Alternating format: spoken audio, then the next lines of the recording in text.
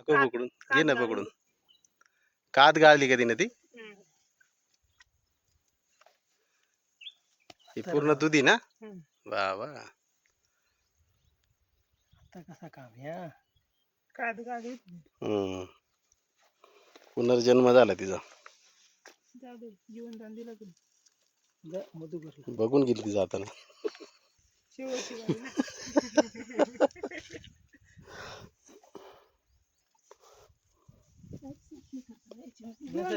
भेटल्या नसेल बरं का तर नसेल तर इथं पण दुधीच होती.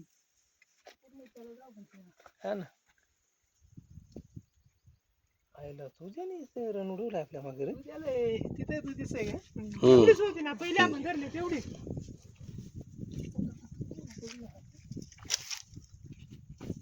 गाठा होता ना ह्यो.